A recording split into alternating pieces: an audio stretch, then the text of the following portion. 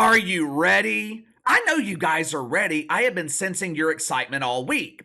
Earlier today, I knew deacons at Woke United Methodist were preparing for a gigantic celebration. Had to stop at the grocery store earlier this afternoon to get my dog some treats. As I was walking down the aisle, I noticed that the grocery store completely sold out of cucumbers. Squash, sold out. Look over towards the Oscar Mayer, sold out. Preparation H, out of stock. They even had a nice little sign posted for the Preparation H, back ordered until further notice. Now, these are all classic signs of an upcoming butt bongo celebration.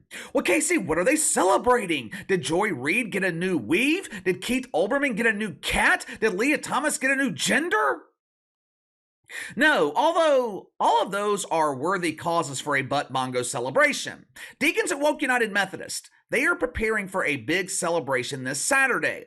They are celebrating the life and career of one of the greatest political activists this generation has ever seen. The woman who has inspired dozens of prepubescent boys across America. The one, the only, Megan Rapinoe. Oh, the Megster. Now, all kidding aside here, how many of you knew that this coming Saturday would be the final pretend soccer game for Megan Rapinoe? Well, KC, hasn't she already had 4 final games?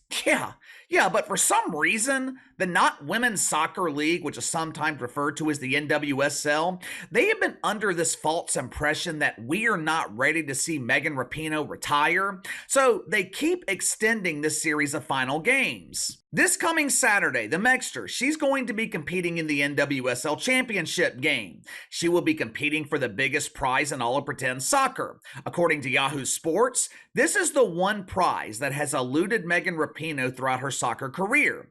It's the prize that all women who aspire to be masculine grow up dreaming of winning. This Saturday, Megan Rapinoe, she is going to be competing in the NWSL Championship to earn the coveted prize of the dual-headed battery-powered cucumber. Now, obviously, this is much better than the traditional battery-powered cucumber. The addition of the dual head, it allows for sharing. In the case of Megan Rapinoe, if she happens to win on Saturday, I would assume that she would be sharing this prized vegetable with the Sue Bird. Now, if that happens, I feel sorry for the people living in the house under their nest. I hope they don't have a tin roof because that oak tree is going to be rocking. There will be so many acorns falling, that tin roof, it's going to sound like a fucking war zone. Seriously though, how many of you guys knew about the NWSL Championship game with Megan Rapinoe this Saturday? How many of you knew that Megan Rapinoe would be playing in the 5th edition of her final pretend soccer game? Well, KC, who is she playing in the NWSL title game? Hell if I know.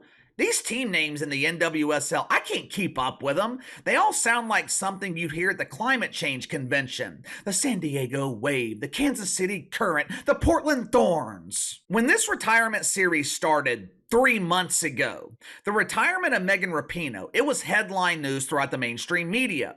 Oh, this is so sad. We are saying goodbye to a sports icon. Excuse me?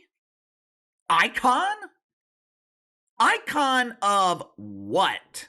Megan Rapinoe is not a sports icon. Michael Jordan, Tom Brady, Peyton Manning, Kobe Bryant, obviously. You know I can't forget about the icon of all icons, Drew Brees.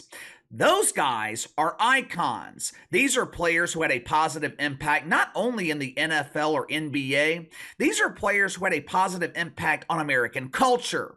Someone please explain to me one positive impact that Megan Rapinoe had on America. Just give me one positive, because all I see are the plethora of negatives. Now, this final game of Megan Rapinoe, it is barely being discussed throughout the media. Now, sure, there are some media outlets that are covering the story, but for the most part, Megan Rapinoe is being treated as an afterthought. The 2 biggest stories in women's soccer right now is the NWSL signing a new TV deal, which we're going to get to here in just a minute, and Carly Lloyd publicly admitting what we all knew all along. The U.S. women's team, along with Megan Rapinoe, were dominated by a group of actual prepubescent boys in a soccer game several years ago. Now, those are the 2 biggest stories today in the world of women's soccer. Final game of Megan Rapinoe, barely been mentioned. Why, though? Why do you think that is? We can only speculate. I mean, I don't work in the media, but if I had to guess, it's because the mainstream media, they never cared about her soccer career. Megan Rapinoe was winning gold medals in the World Cup and the Olympics. Media didn't care. She was making the playoffs in the NWSL, the sister dump of the WNBA. Media didn't care. The mainstream media, they have never cared about her soccer career. The media only cares about Megan Rapinoe when she is furthering their own twisted narrative. If Megan Rapinoe came out this week and was pushing for men to be allowed to play in the NWSL, mainstream media, they would be all over that story. But when the Megster is competing for the NWSL championship, the only championship that she has been unable to win in her illustrious soccer career, the media couldn't care less. The American public damn sure couldn't care less. The American public has been begging for Megan Rapinoe to disappear for years now. Saturday, it appears that wish may finally come true, but don't fool yourselves. Do not allow yourselves to be fooled. Megan Rapinoe might be retiring from soccer, but she is not retiring from shitfuckery. Now that she won't be representing America on the global stage, now that she won't be compensated with money that she hasn't earned because the revenue was generated by the men, Megan Rapinoe is going to have plenty of time to pursue causes that are near and dear to her woke heart. Passionate causes like putting an end to mythical racism that she helped to create, or continuing the fight for equal pay, ensuring that women of the next generation will receive money they didn't earn. Here in America, most men used to call that alimony. Today, we call it pretend soccer. Megan Rapinoe, she is an accomplished soccer player. I will never take that away from her, but Megan Rapinoe also represents what's wrong with this country, this thirst for attention, this yearning for fame and validation. There have been a lot of legendary female soccer players that did things the right way but never really became household names, women like Carly Lloyd or Mia Hamm. But it wasn't enough for Megan Rapinoe to just be a great unknown soccer player. She wanted the attention and fame, and she disrespected the military and alienated half the country in order to get it. Someone please explain to me what is so iconic about that? What is so iconic about kneeling for the national anthem? What is so iconic about combating mythical racism? What is so iconic about fighting for money that isn't yours? Megan Rapinoe might be an icon in the eyes of the mainstream media, but she will never be an icon in the eyes of America.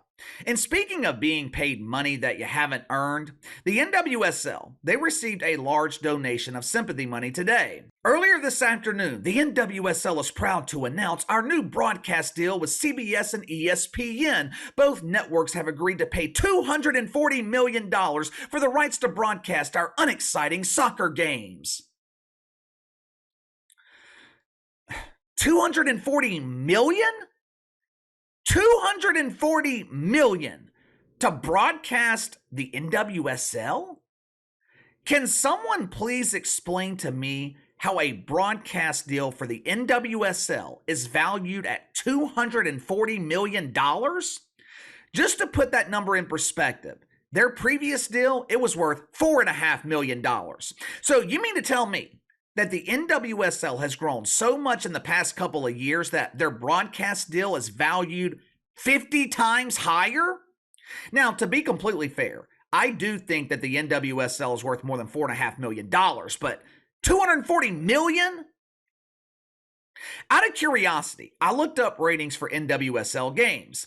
I wanted to know how many sets of eyes that CBS was receiving for this $240 million investment. There have been 7 games broadcast on CBS, 7. Now, not CBS Sports Network, if that even exists anymore. We're talking about the real CBS, the same network that broadcasts the NFL every Sunday afternoon. Now, the average audience for the NWSL on CBS, 452,000 viewers. Easily the least watched program on that network. James Corden, he was averaging 1 million viewers coming on in the middle of the night, and his show got canceled.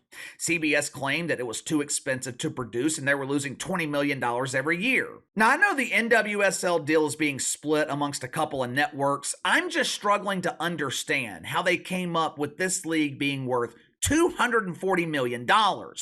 What's next? Are television networks going to pay the WNBA $1 billion to earn exclusive rights to broadcast live footage from the dump? It's going to be interesting to see how this television deal with the NWSL works out, because now the pressure is on. When networks are paying $4.5 million, they really don't care if you draw ratings. They're going to make money regardless. They don't have a real investment in your product. But now that you're being paid hundreds of millions, there are expectations that come along with that investment. Like I say all the time, sympathy money only lasts for so long. At some point, you got to step up or step aside. Drawing 452,000 viewers on broadcast television, that is god awful. If a scripted show like Law and Order was drawing that same number, they would be yanked off the air. NWSL draws that number, they're given $240 million. Doesn't make sense to me, but what the hell do I know? I'm not a shit fuck. Also going to be interesting to see how many people tune in to watch Megan Rapinoe's final game, championship game. Her last final game, which I believe was part 4 in this exciting retirement series, it only drew 683,000 viewers on CBS. Could we see the Mexter pull 1 million viewers? I don't think so, but you tell me. How many people will watch Megan Rapinoe's last soccer game? Hell, before I brought it up, how many of you even knew about it? Also, give me your thoughts on this TV deal with the NWSL. $240 million for a product that averages 450,000 viewers. Make it make sense. Sound off in the comments below. Like, subscribe, share the video. I appreciate you guys and your continued support. Best way to contact me is by email at btlkc84@gmail.com, KC_BTL84 on Twitter. I'll see you guys tomorrow.